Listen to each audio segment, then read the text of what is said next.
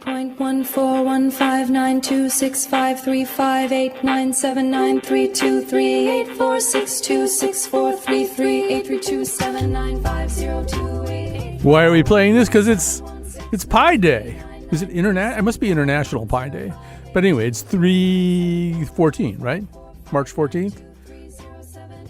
I love that.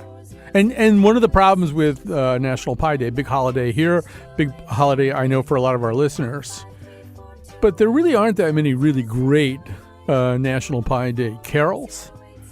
There's this one. There's Rockin' Around the Circle Circumference. I thought it's like, it's a nice one. That's about it, actually. Somebody needs to write a couple of really good Pi songs. All right, so today we are doing Ask or Tell Me Anything. What do I have to tell you about this? So Ask or Tell Me Anything means that you, as several people already have, call 888-720-WNPR. No limits are placed upon the subjects that you may bring up. Drive responsibly. I don't really know. I don't even know what kind of caveat I would even make if I wanted to make one. 888-720-9677. We also have, as we always do, a Mr. Carp envelope sent to me by Mr. Carp, hence the name Mr. Carp envelope. It is sealed. And if you listen to the last time we did Ask or Tell Me Anything, which I think might have been 2 weeks ago, the only way that the Mr. Carp envelope, which contains theoretically topics, the only way that a Mr. Carp envelope can be opened is if a listener requests it. And then I may attempt to discuss one of the topics with said listener. Now, the truth is, when we did this 2 weeks ago, I kind of choked. I'm I didn't need to be told by anybody that I kind of choked. I knew I looked at the topics and I didn't really know what to do. And I think that qualifies as choking. But, we're going to try it again. Maybe. If you call in and ask. And then the other thing I have to tell you before we get going, we're going to go to Paula and Meriden first. So Paula, get ready. Is that later this week, Wednesday to be precise, we are going to attempt to do an episode about bumper stickers. No, we're doing an episode about bumper stickers. But we'd love to get some listener participation, but not so much in the form of live phone calls the way we're doing it today. But, we might have you record something like a voice memo for us, or just email us and I could have someone read it dramatically, whatever. So if you have a good bumper sticker story, if you have a good bumper sticker, if you hate bumper stickers categorically in a colorful way, what may you do? Well, the senior producer of our show is the producer of this episode, Lily Tyson. So you can email ltyson@ctpublic.org. You'll never remember to do that. So you can email me to Colin, COLIN, @ctpublic.org. Or, yeah, that's fine. Or if you want to call, you can call 860-275-7214. And I think you can leave a message for Lily Tyson there. I've never actually done that, but I believe it's true. All right, so now off we go. I think I've spelled out all the ground rules. We got the Mr. Carp envelope. We got the bumper sticker show coming up. Here's Paula in Meriden. Hi, Paula. Hi, Colin. How are you? Just fine. I have two questions, one very frivolous, the other one serious. The first one was about the monkey show that you did, yep, which was very enjoyable. But were you aware that Mickey Dolenz had appeared at Nelson Hall at the Elam Park Retirement Village in Cheshire last year? I had not realized that. Is there more to be said about that? No, but it seems he gave a little concert, and it would have been a great opportunity to maybe get an interview with him. Yes, the producer of that episode, Jennifer LaRue, tried everything mortally possible to get Mickey Dolenz. And, we were actually very happy with the guests that we wound up having, but obviously getting Mickey Dolenz, who I saw perform in Pippin at the Goodspeed, Goodspeed Musicals is what it's called now, in East Haddam a number of years ago, too. So he's no stranger to Connecticut, but no, I didn't know that he did that. There must be some personal connection. I mean, you're not going to just show up and start performing at the rec center or something. Well, no, Nelson Hall, I guess, is a add-on at the Village. Oh, okay. And they have a lot of concerts there. Oh, okay. Well, I stand corrected then. All right. What is your other topic? By the way, I enjoyed the monkey show a great deal too. I'm so happy we did it. I am too. This is more serious. Mm-hmm. It's sort of a different take on the Russia thing. Given your Protestant background, you may not or may be familiar about the Catholic apparition of Our Lady at Fatima, Portugal in 1917, months before the Russian Revolution. I'm certainly familiar anyway with the Fatima phenomenon. I probably don't know the exact thing you're talking about. Well, it was she showed the three little visionaries, the children, a vision of hell, and the message was specifically about Russia. She asked for the consecration of Russia and promised that they would be converted and a period of peace would be given to the world. If not, she foretold that Russia would spread her errors through the world and people would be martyred and several nations would be annihilated. And she predicted the end of World War I and predicted the start of World War II during the reign of Pius XI. Now, first of all, I should tell you that we have some interest in these kinds of things because we have an episode coming in the not too distant future, also produced by Lily Tyson, about saints. And I have suggested that one of the segments should be about somebody that a lot of people thought should become a saint but didn't. I had suggested Veronica Lukens, known as the seer of Bayside. She was condemned by the church. I know. That was a big problem. I think that's one of the reasons she's not a saint is because she was condemned by the church. But, and I don't mean to cast asparagus on Our Lady of Fatima, but it sounds like she's predicted that either things would work out really great with Russia or things would work out really terribly with Russia. And to me, that's, that's kind of hedging your bet a little bit. Well, what had happened was people feel, and there's large factions of, Fatima associations and things like that the consecration was never done or was never done properly because I guess Pope John Paul did a consecration, but he consecrated the world to Our Lady. And what was specifically asked for was that Russia be named, but he did not do that. And they're not sure if any of the other popes did it. They kept kicking the can down the road. So technically, what could it hurt if the Pope, even if he reconsecrated Russia, in a reconsecration, or just do the consecration properly the way heaven asked and let the chips fall where they may and see what happens. Right. Well, I do, as probably most people know, every couple of weeks have a conference call with Pope Francis, and we usually have kind of a punch list of things we want to get through. I can definitely put this on it. I don't know how open he is to these things. I feel like I don't know. I'd be surprised if he's going to want to go in this direction. But I can tell that this is a matter of some importance to you. So I want to thank you for calling in and sharing it sincerely with us. Thank you. All right. I don't think this is how it's going to get fixed. But then what do I know? As she points out, I have a Protestant background. I also have a Catholic background. My people were part of the New Britain Irish diaspora. So the only reason I'm not a Catholic is my father was a heretic. I'm not even joking about that. So, but technically, I probably should be a Catholic, in which case I'd have way more to say about this. But yeah, we are working on a show about saints because, first of all, there's a candidate for sainthood who's from Waterbury, which I think is kind of a breakthrough. But I also want to talk about, I'm hoping we will talk about Veronica Lukens, who, as Paula correctly points out, was condemned by the church, which tends to just, you're just, in terms of becoming a saint at that point, you're kind of hitting off the back tees. All right, I'm going to go right down the line here without fear or favor. Here's Jeff from Bristol. Hi, Jeff.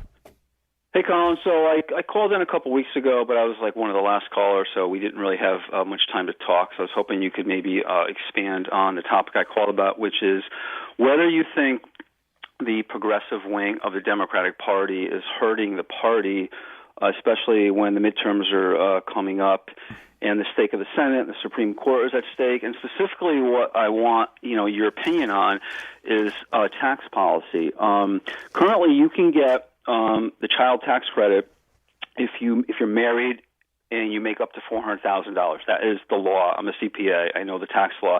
It phases out completely if you make $400,000. So up to $400,000 you can get something.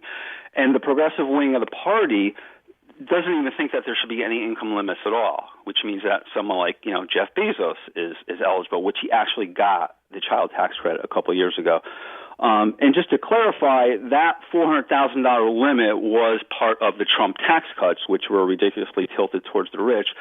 But there are certain elements of the Democratic Party that is okay with having, big tax benefits even for wealthier people, which I worry is going to hurt the party, because when you ask the average American, hey, do you think someone making $400,000 should get free money? Because that's what the child tax credit is. It's a refundable credit.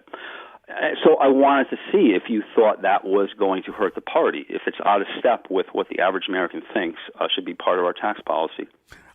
First of all, I want to break this into two parts.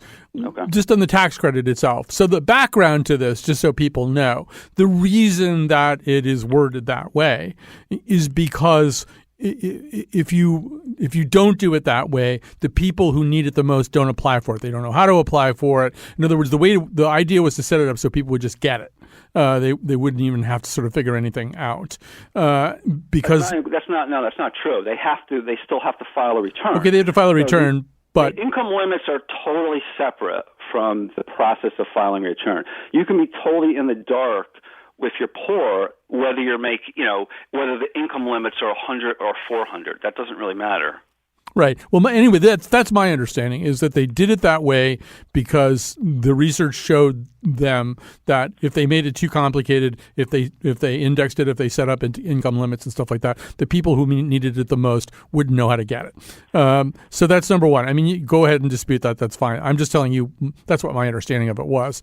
Now, the other part of this is the progressive wing of the party conceivably hurting the Democratic cause? I would say potentially yes. I mean, there are ways in which they need to be heard. They need to be listened to.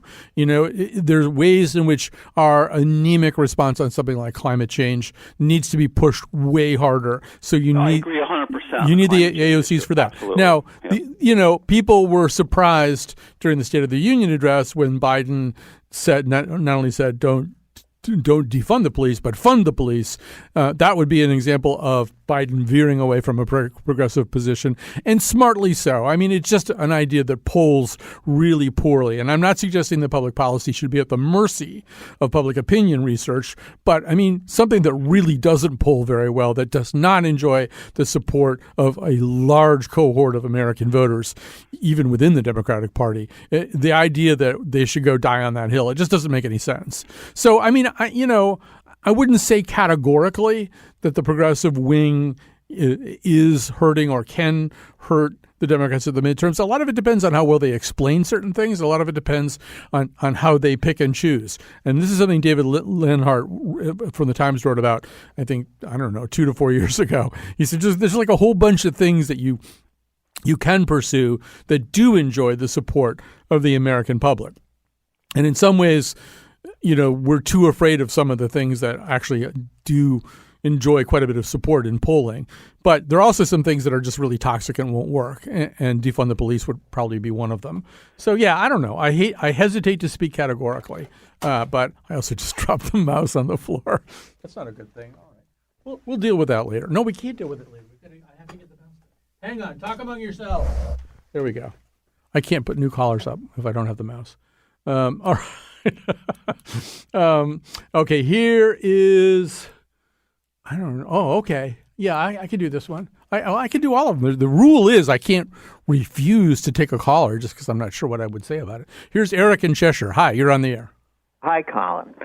I'm reading a fascinating book titled Life Afterlasting, or I'm sorry, Life Everlasting, The Animal Way of Death by Bernd Heinrich.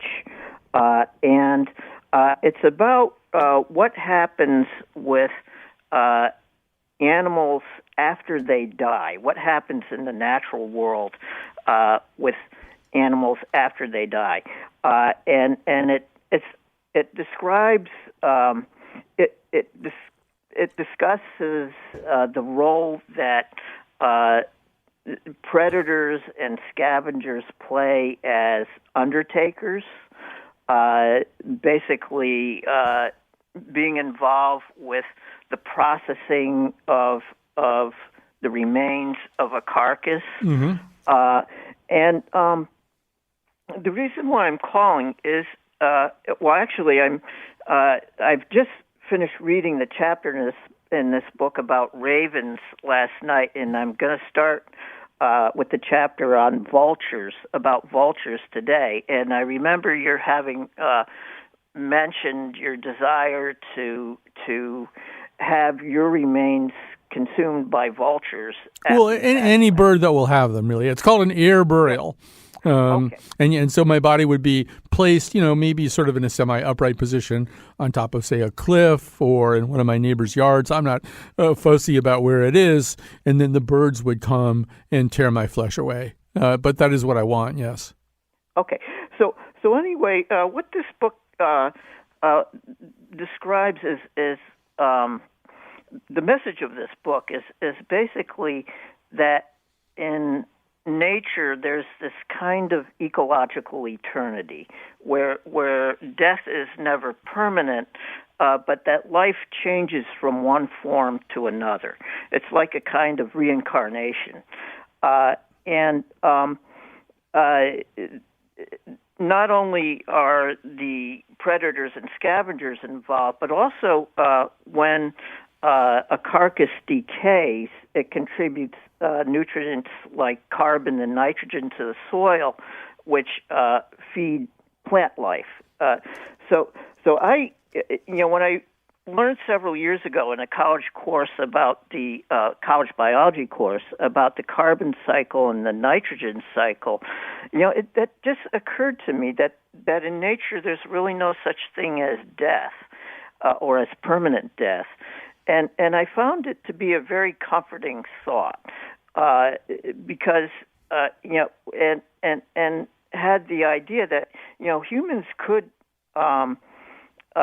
humans to get natural burials, who choose to get natural burials, would experience this kind of eternity. Yeah, I mean, you could. My vision is that if I get my air burial, which it sounds like you support my idea for an air burial. I take absolutely, that. Yeah, absolutely. That is very good news. I have a competency hearing about a week. I think it's a week from today. If you'd be willing just to show up and just say a few words, I really appreciate it because I feel like it might be slicing the other way. But yeah, no, I'd like every once in a while, you get like a bird poop on the windshield or something, and maybe people say that's Grandpa. That could be Grandpa right there. Nobody really calls me Grandpa, but I think we are of like minds, anyway.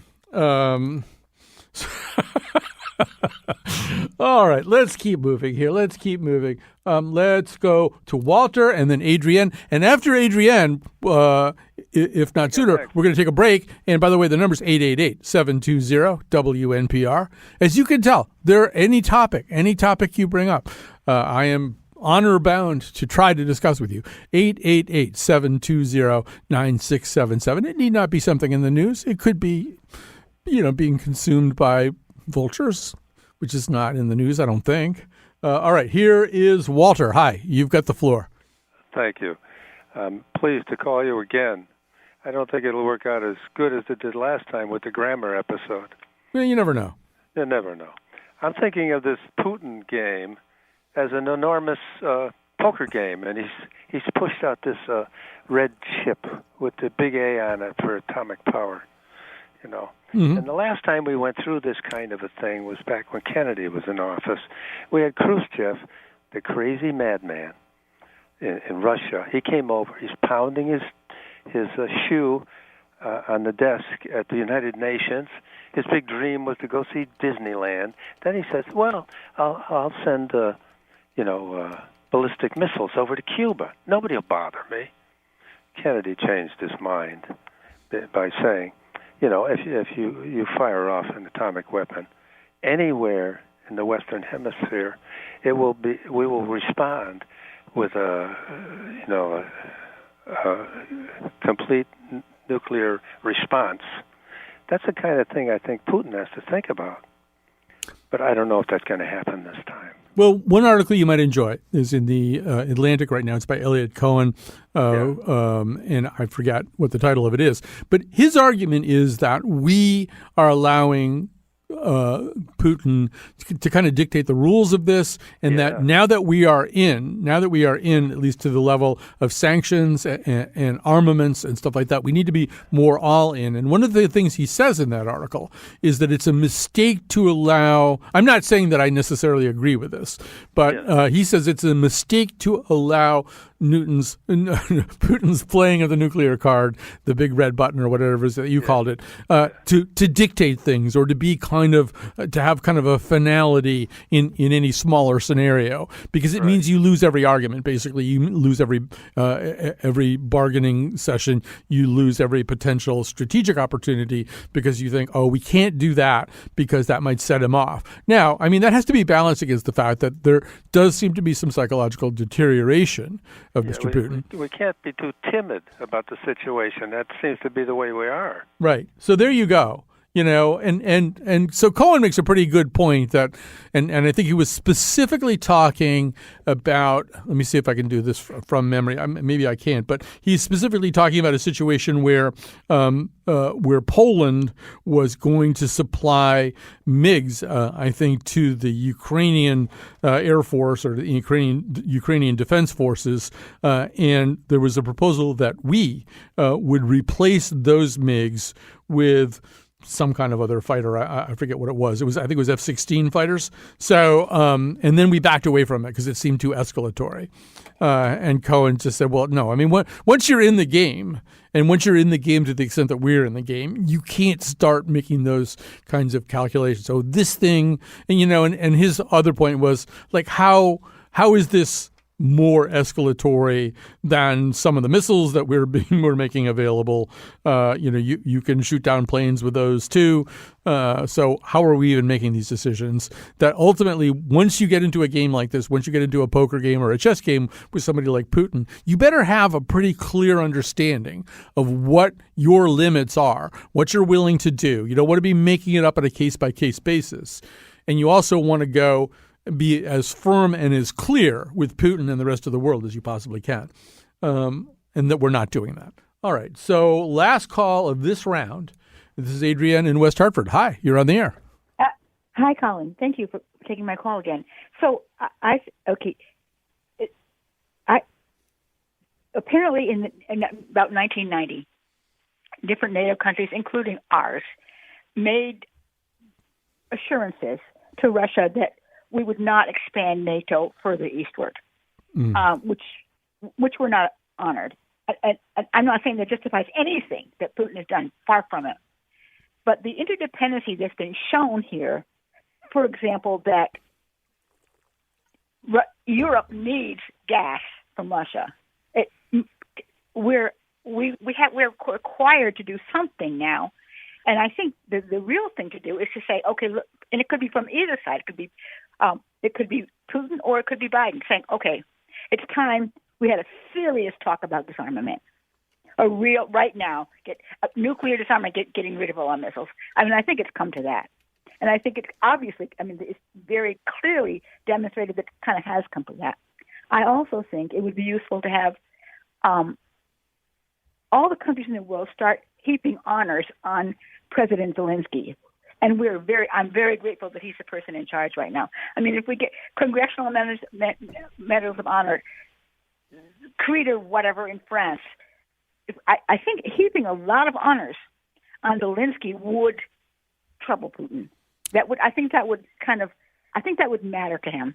Yeah, I don't see him wrecking his office over something like that. I mean, I think, first of all, it's hard to have a disarmament conversation with Putin right now. And it may be hard to ever have a disarmament conversation with Putin. I mean, look, his nuclear arsenal is more valuable to him than ours is to us in a way. He's ultimately, you take the nukes away and he's a third or fourth rate military power, as we are seeing in Ukraine right now. So, I mean, in a way, that's his only real muscle. His incentive to get rid of any of it would be, I would expect, relatively low. What I would like to see, what I would have liked to have seen us do years and years ago, but we might as well start now, is having a much more comprehensive discussion of renewable energy, of solar, of wind, to some degree of nuclear, to some degree of hydrogen. There's a way in which this is reminding us for the umpty billionth time that we're too dependent on petroleum, we're too dependent on natural gas, and then when we get into one of these international crises, it winds up being a conversation that's like 40 to 60% about fuel, which is not the way you want to have this conversation. You don't want to have that be the driving force. So, I mean, I say this a lot, but every time I drive by a big parking lot, like, in front of a shopping center or a mall or something like that, I always look at it and I think, why aren't there just solar panels over this whole parking lot? Here it is. It's exposed to the sun. Great, big, huge parking lot. Why aren't there just solar panels all over this parking lot, done in such a way that it creates also a roof to keep the rain and the snow off your car while you're parking there? Makes it easier to get in and out of the stores. People would be happy about that. Meanwhile, you'd be collecting a tremendous amount of power. You'd also be powering chargers for electric cars. I do think one thing that's going to happen when this whole mess is over and people have had to pay $5.50 for a gallon for gas or whatever it's going to wind up being, people are going to buy more electric cars. But, I mean, so that's good. But, I mean, why aren't we doing this much more comprehensively? All right, way over the time limit. We'll take a little break and then we'll come back.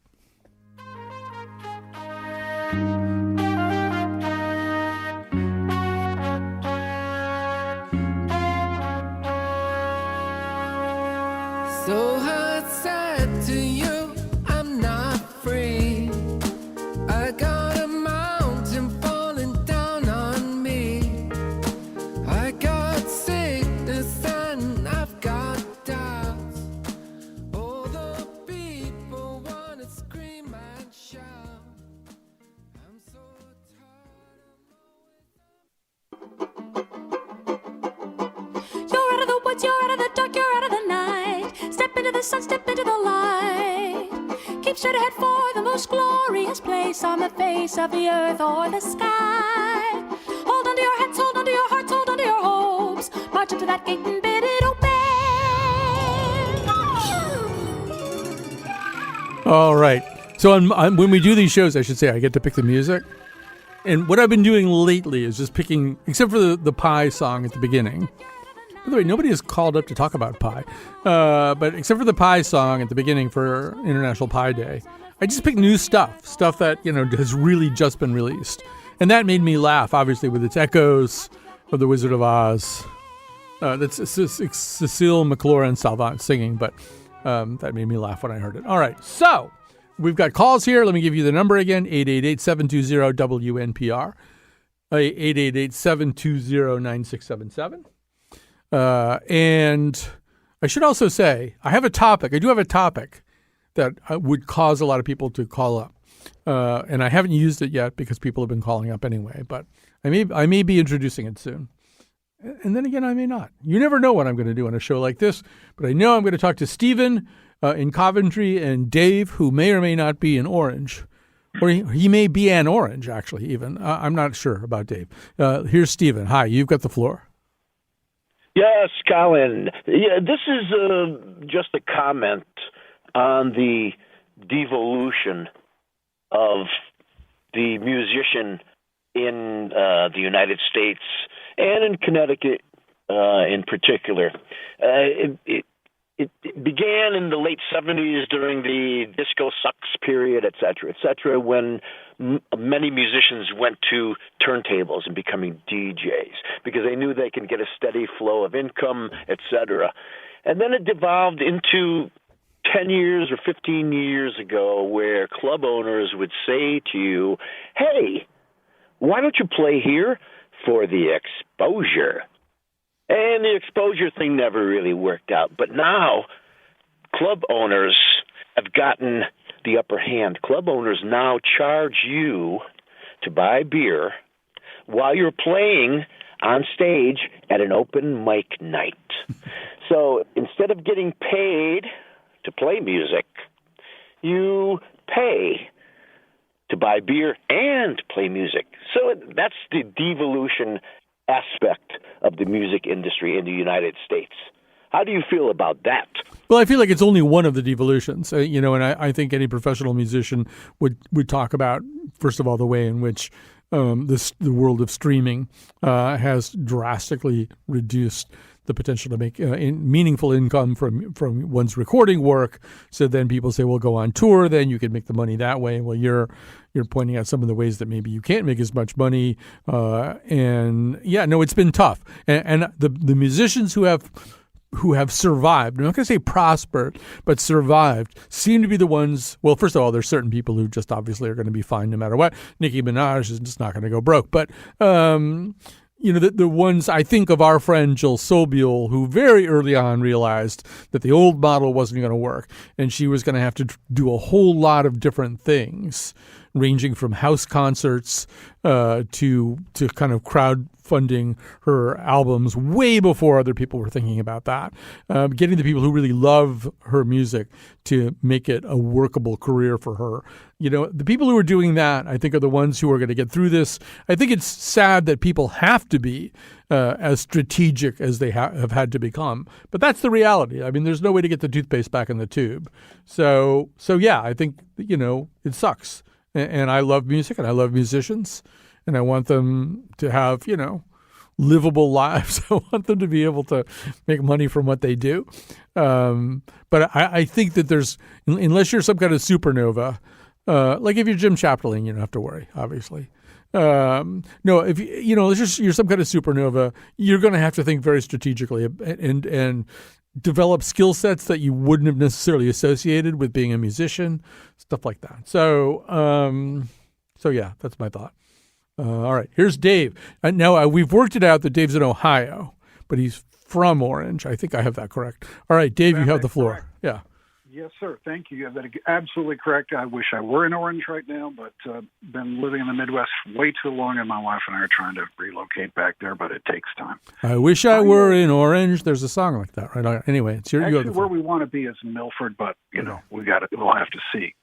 I remember a great program you did last summer, I think, where you had Andre Gregory on, and at 86, 87, he really still had his fastball, conversationally speaking and so forth. And there was a little surprising moment at the end of the interview where he actually invited you to get together, maybe up in Cape Cod or something, I forget. I was just curious, did that occur? And if so, what was it like? No, well, it did not occur. I feel like, first of all, we have to acknowledge that sometimes at the end of a conversation like that, there's kind of a rush of bonhomie that that may not really have a lot of lasting power. So yeah, at the end, somehow or other, it was like, I know you're up in Truro, I'm up in Truro sometimes, and then Andre Gregory, yeah, he got kind of excited about this. Easily as excited as he was in Demolition Man, he got excited about this and said, oh, yeah, well, we got to do that. It's going to be great, which sometimes is a conversation that happens off the air. It was just unusual that it got on the air. But, I mean, it doesn't – I don't know. I was up in one town away from Truro last September, the one vacation I've taken during the entire pandemic with my friend Scott Sherman, who's often – kind of considered to be the Andre Gregory of Baltimore is how he's often referred to. And I actually did think about that. I thought, well, he did say that. But, you really don't want to be the person calling up and going, hey, remember you were on my radio show and you said we should get together and now I'm calling you. And the guy, and Andre Gregory's going, who are you? What are you saying? Go away. Don't bother me. So I didn't want to be that person. Anyway. Oh, well. I was hoping for my lunch with Andre. Right. We could maybe if I'd done that, he would have gone, oh, yeah, that was a great interview. Let's go out and have lunch. Let's be best friends. But I think rewritten it and filmed it and so forth. Right. But I think my scenario is the more likely one, which is like, who? What? Who are you? Get off my lawn. All right. So the number to call, 888-720-WNPR. 888-720-9677. I think I will mention this thing, and then I'll go to Brandon in New Britain.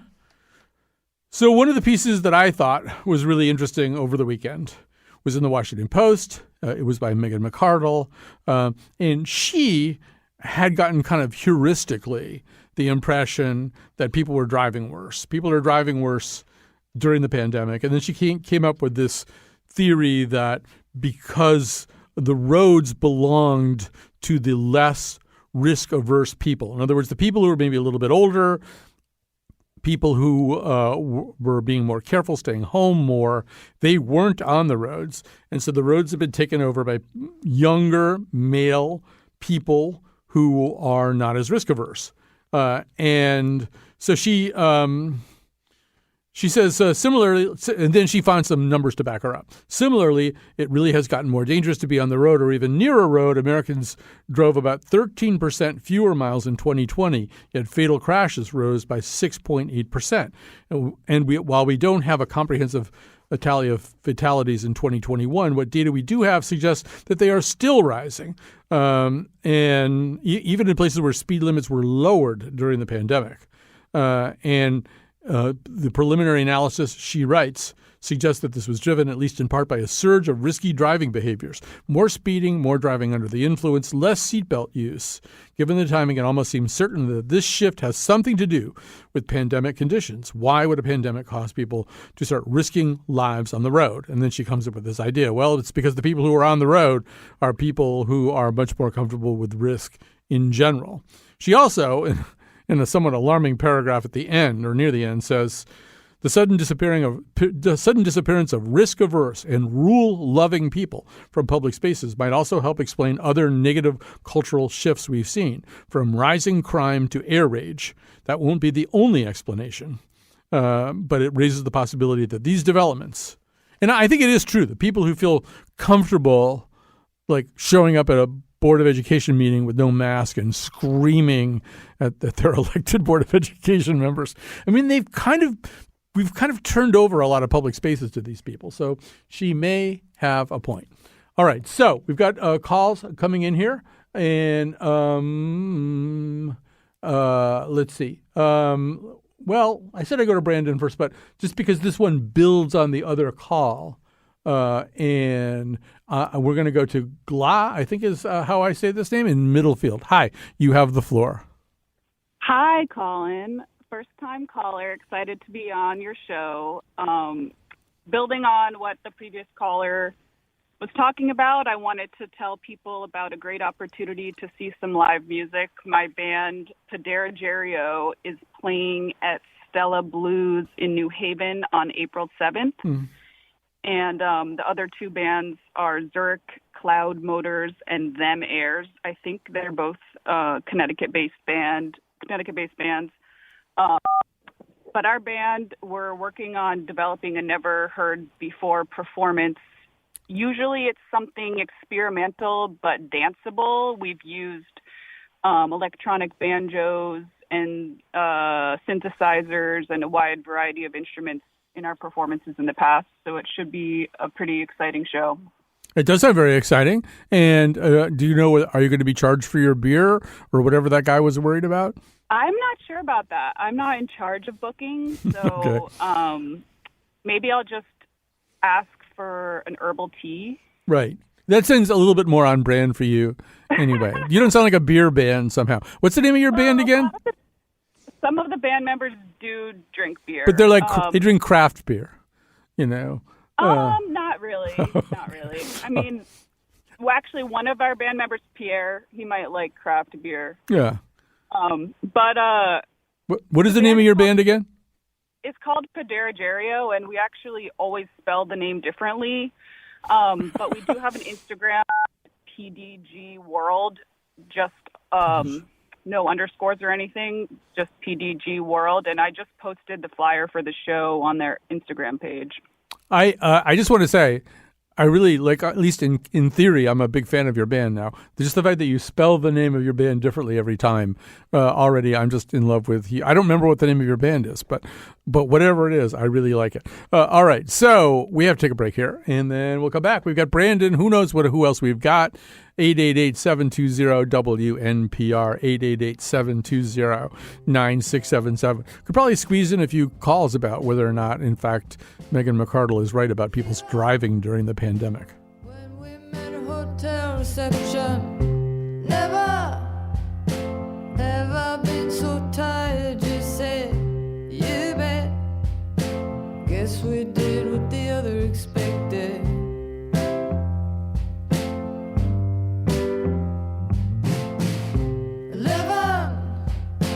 11 days in the heat of the city. Together, I had stars coming all around me, and you let me. Oh, and we're back. And it's time for me to thank Kat Pastor. And it's also who is our technical producer today, and also time for me to thank Jonathan McPants, who is out in their screening calls and generally being supportive and telling me things too. Like he told me, I've lost it again, but I mentioned that piece by Elliot Cohen in The Atlantic, and then he told me what the title of it was. And now I've lost. Here it's called America's Hesitation is Heartbreaking. That's the one that I was talking about before, about how Elliot Cohen arguing we need actually to be firmer in our military resolve. And then Stephen, who called up to talk about the plight of musicians, now because Gla was able to get a little plug for her band, and he wants everybody to know that his band, Tommy O and the Bollocks, is playing at the Hungry Tiger Cafe in Manchester on St. Paddy's Day. And who wouldn't want to go see Tommy O and the Bollocks on St. Patrick's Day? I want to. All right, so here we go. I said Brandon was next, and then I put him on hold or something. What did I do? I did something bad with Brandon. Brandon from New Britain is joining us now. Hi. Or not. That could be my fault. It could be my fault that he's not there. Or it could be that I have the wrong thing. That's what I did. All right, never mind. My competence is starting to drain out of me. Here's Brandon from New Britain. Hi, you're on the air. Hi, can you hear me now? Yes. Oh, wow, it works now. It does. It's amazing. It does. So, yeah, pie. I go back and forth on favorite actual pie, not different ways to do pi the number. You know, you could do the fraction way, the 22/7, but I go back and forth between pecan pie or a really good like chocolate cream pie. Well, theoretically, no pie of that kind could possibly exist without the other kind of pie, or it would be square. That's true. Then it wouldn't. Well, would a pie made in a square tin still be pie? I think it would be, but you'd have to have a sign up at the window that says "Our pie, our square." You see what I did there? I see what you did there. I do. I appreciate that. But yeah, I think you're right. I think you'd have to have a sign. Otherwise, somebody might think it was a cake. Right. And I think it's, platonically speaking, a fair question. Or maybe Euclideanly speaking. I said a couple of weeks ago, we're going to get Euclid on the air at some point. I mean, not as a guest, but I mean just to talk about him. And, I think you're bringing up an interesting Platonic categorical question. Is it a pie if it's not round? If it's square, is it a pie? If it's too small, if it's palm size, is it a tart? Or a tort. A tart or a tort. A tort is when you get a tart wrong. So I don't know. I think it's an interesting question. If we had more time, that would be a good thing to bring up at the beginning of a show. Does a pie have to be? Does a pie have to be around? I feel like there's something really wrong, really upsetting even, about a square pie. It just doesn't seem like something we should do. We're in enough trouble already. All right. So, we have time for a couple more calls. I'll just take whoever has called in. And as I say, there are no wrong topics. Here's Michelle in Groton. Hi, you're on the air. Hello. How are you? Fine. Good. I'm going to make this short because I know we're at the end of the show, but I've always had this sort of tumbling around in my mind, and I wanted to get someone else's take on it. In public education, there is quite a bit of funding for special educations for kids who have intellectual disabilities. And I've noticed over the years, over the decades, there has been less and less funding for talented and gifted programs. And I would argue that special education should be the entire spectrum of kids who fall to the left and to the right of the general population.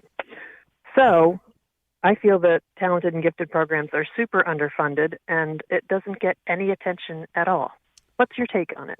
Well, one thing that I can tell you is that this is not a new debate. It is a debate which I personally saw raging in, brace yourself, the 1970s. And I mean, the exact same conversation was being had, which is that in fact, talented and gifted programs should be interpreted and understood very much the way other kinds of special education, because the talented and gifted kids can't function in normal classes because they're easily distracted, they're understimulated, so they don't do well. They underperform. They get poorer grades than they otherwise would, even though they're theoretically, putatively the most talented and gifted people in the class. I don't think that I necessarily have a valid opinion about it at the time. I actually, because I'm so incredibly old, covered Board of Education meetings in the 1970s when this was discussed. And at the time, to be honest, and I was a young man, recently out of college, it struck me as kind of a specious argument that because the parents who were showing up there, they were saying, my kid is so brilliant and special and gifted and talented that he's getting really bad grades. And I thought, well, can't be that gifted, right? But I do understand the argument. I don't know how to resolve it. Obviously, funding for education hasn't gotten any easier. You know, it's funded out of property taxes, which is a bad way to fund education. There's inevitably either not enough money or people spending, $16,000 in property taxes to own an Acura or something. So, and if it's a Sophie's choice, I think the sort of more traditional idea of special education needs to kind of rule the day. And we have to hope that the gifted and talented kids, because of their gifts and their talents, will prevail in some other manner. I wouldn't want to pit those two dogs against one another in a dogfight. It would be nice if there was enough money to create gifted and talented programs, but if there isn't, I know where I would put the resources, and so yeah. But I'm very familiar with the passionate concern that parents have about the idea of their gifted and talented kids not getting the kind of stimulation or special kind of programs that they need. I don't know. I find it still a hard argument to commit to. All right, here's John in Simsbury. John, you will be the final caller of the day, and you have to go fast because there's only a few seconds left. Okay. It's about the Ukraine situation and maybe offering a offering for Putin. So I wanted to crowdsource it amongst the listeners. And Friendly Neighborhood Colin is one of the best, I think, analysts. You're well-read. You're very kind, but you know what? Since we need to crowdsource it, I think we need to do it on the next show because we're essentially out of time right now. Let's bring up the music. Let's say our farewells. And thanks to everybody who did call in today. You are an interesting and diverse, dare I say, motley group.